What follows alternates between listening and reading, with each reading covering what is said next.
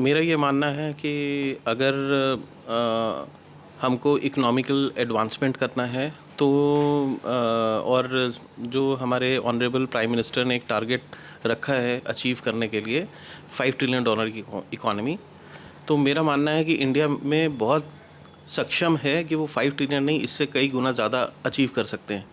Problem क्या है, हम कंजम्पशन नहीं बढ़ा पा रहे।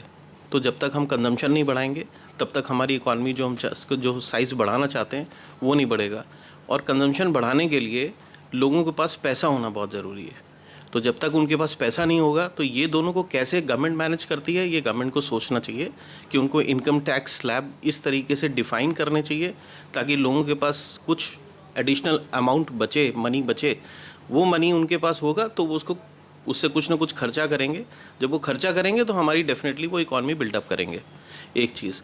दूसरी चीज़ है कि जो एमएसएमई सेक्टर है उसको ध्यान रखना बहुत ज़रूरी है, क्योंकि एमएसएमई कहीं ना कहीं पे हम लोग सरकारें आज तक सिर्फ बात करती आई हैं, लेकिन जो उनके ऊपर ध्यान देना चाहिए वो ध्यान नहीं दिया जा रहा।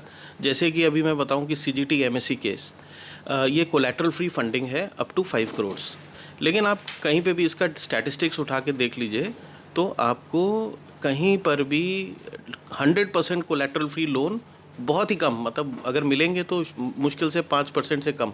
बाकी सब पे बैंक्स क्या कर रहे हैं, एक स्मार्ट गेम कह रहे हैं, क्योंकि एमएसएमई एमएसएमईज को पता नहीं कि सीजीटी एमएससी क्या है, तो वो उनसे कोलैटरल भी रखवा लेते हैं और सीजीटी एमएससी में भी केस कर लेते हैं। ऐसा मेरे पास बहुत सारे केसेस आए हैं और जिसमें एमएसएमईज बहुत परेशान हैं। इसमें प्रॉब्लम क्या आती है कि जो एमएसएमई है वो बैंकर तो उनका डाटा दिखा देते हैं कि हमने सीजीटी एमएससी में कवर कर दिया, उनको हायर रेट ऑफ इंटरेस्ट भी दे देते हैं, उनको हर साल उसके लिए जो सिक्योरिटी मनी देनी है वो भी दे देते हैं, लेकिन साथ में उनका कुछ ना कुछ जो जिसके ऊपर वो फंडिंग कर रहे हैं वो मॉर्गेज भी करा लेते हैं, तो बैंक अपने आप को सिक्योर भी कर ले रहा है। और हायर रेट ऑफ इंटरेस्ट अगर एमएसएमई पे करेगा तो उसके लिए भी वायबिलिटी के क्वेश्चन मार्क है। तो मेरा ये मानना है कि मैं उत्तर प्रदेश आदर्श व्यापार मंडल की ओर से honourable prime minister finance minister को मैं रिक्वेस्ट करता हूँ कि ये दो चीज़ों के ऊपर फोकस करना बहुत ज़रूरी है। एक तो इंटरेस्ट की सब्सिडी एमएसएमई को मिलना बहुत ज़रूरी है।